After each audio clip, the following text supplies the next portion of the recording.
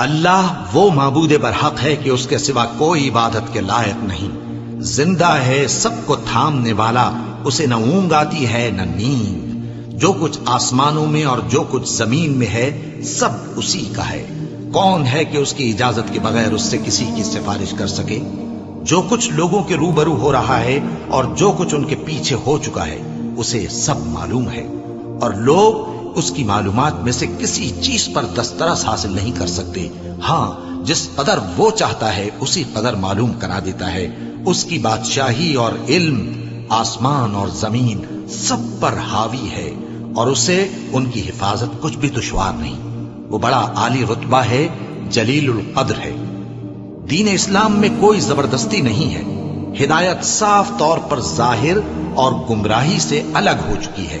تو جو شخص بتوں سے اعتقاد نہ رکھے اور اللہ پر ایمان لائے، اس نے ایسی مضبوط رسی ہاتھ میں پکڑ لی ہے جو کبھی ٹوٹنے والی نہیں، اور اللہ سب کچھ سنتا ہے، سب کچھ جانتا ہے۔ جو لوگ ایمان لائے ہیں ان کا دوست اللہ ہے کہ اندھیرے سے نکال کر روشنی میں لے جاتا ہے، اور جو کافر ہیں ان کے دوست شیطان ہیں کہ ان کو روشنی سے نکال کر اندھیرے میں لے جاتے ہیں۔ یہی لوگ اہل دوزخ ہیں کہ اس میں ہمیشہ رہیں گے۔ بھلا تم نے اس شخص کو نہیں دیکھا جو اس غرور کے سبب سے کہ اللہ نے اس کو سلطنت بخشی تھی، ابراہیم سے اپنے پروردگار کے بارے میں جھگڑنے لگا؟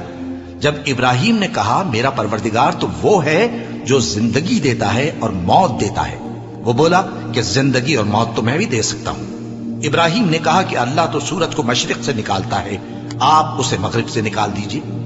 یہ سن کر وہ کافر ہکا بکا رہ گیا، اور اللہ بے انصافوں کو ہدایت نہیں دیا کرتا۔ کیا اسی طرح اس شخص کو نہیں دیکھا جس کا ایک بستی پر جو اپنی چھتوں پر گری پڑی تھی گزر ہوا، تو اس نے کہا کہ اللہ اس کے باشندوں کو مرنے کے بعد کیوں کر زندہ کرے گا؟ تو اللہ نے اس کی روح قبض کر لی اور 100 برس تک اس کو مردہ رکھا، پھر اس کو جلا اٹھایا اور پوچھا تم کتنا عرصہ مرے پڑے رہے ہو؟ اس نے جواب دیا کہ 1 دن یا اس سے بھی کم۔ اللہ نے فرمایا نہیں بلکہ 100 برس مرے رہے ہو، اور اپنے کھانے پینے کی چیزوں کو دیکھو کہ اتنی مدت میں مطلق سڑی بسی نہیں، اور اپنے گدھے کو بھی دیکھو جو مرا پڑا ہے۔ غرض ان باتوں سے یہ ہے کہ ہم تم کو لوگوں کے لیے اپنی قدرت کی نشانی بنائیں، اور ہاں گدھے کی ہڈیوں کو دیکھو کہ ہم ان کو کس طرح جوڑے دیتے اور ان پر کس طرح گوشت پوست چڑھائے دیتے ہیں۔ جب یہ واقعات اس کے مشاہدے میں آئے تو بول اٹھا کہ میں یقین کرتا ہوں کہ اللہ ہر چیز پر قادر ہے۔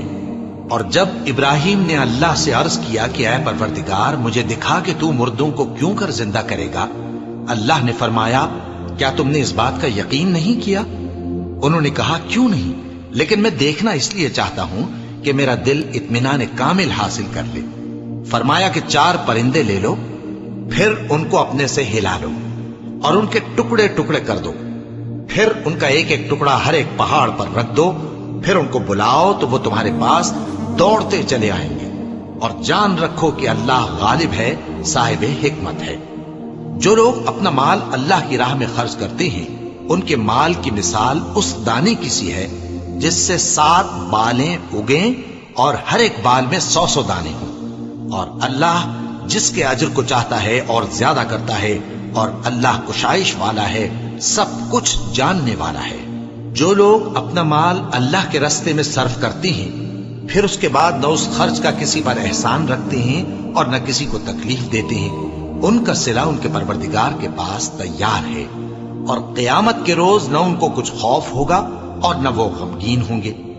جس خیرات کے دینے کے بعد لینے والے کو ایذا دی جائے اس سے تو نرم بات کہہ دینی اور درگزر کرنا بہتر ہے، اور اللہ بے نیاز ہے، بردبار ہے۔ مومنوں، اپنے صدقات و خیرات احسان رکھنے اور ایذا دینے سے اس شخص کی طرح برباد نہ کر دینا جو لوگوں کو دکھاوے کے لیے مال خرچ کرتا ہے اور اللہ اور روز آخر پر ایمان نہیں رکھتا، تو اس کے مال کی مثال اس چٹان کی سی ہے جس پر تھوڑی سی مٹی پڑی ہو اور اس پر زور کا مے برس کر اسے صاف کر ڈالے۔ اسی طرح یہ ریاکار لوگ اپنے اعمال کا کچھ بھی صلہ حاصل نہیں کر سکیں گے، اور اللہ ایسے ناشکروں کو ہدایت نہیں دیا کرتا۔ اور جو لوگ اللہ کی خوشنودی حاصل کرنے کے لیے اور خلوص نیت سے اپنا مال خرچ کرتے ہیں ان کی مثال ایک باغ کی سی ہے جو اونچی جگہ پر واقع ہو، جب اس پر زور کا مے پڑے تو دگنا پھل لائے، پھر اگر مے نہ بھی پڑے تو خیر پھوار ہی صحیح، اور اللہ تمہارے کاموں کو دیکھ رہا ہے۔ بھلا تم میں کوئی یہ چاہتا ہے کہ اس کا کھجوروں اور انگوروں کا باغ ہو جس میں نہریں بہ رہی ہوں اور اس میں اس کے لیے ہر قسم کے میوے موجود ہوں، اور اسے بڑھاپا آ پکڑے اور اس کے ننھے ننھے بچے بھی ہوں، تو ناگہاں اس باغ پر آگ کا بھرا ہوا بگولا چلے، پس وہ جل جائے۔ اس طرح اللہ تم سے اپنی آیتیں کھول کھول کر بیان فرماتا ہے تاکہ تم سوچو اور سمجھو۔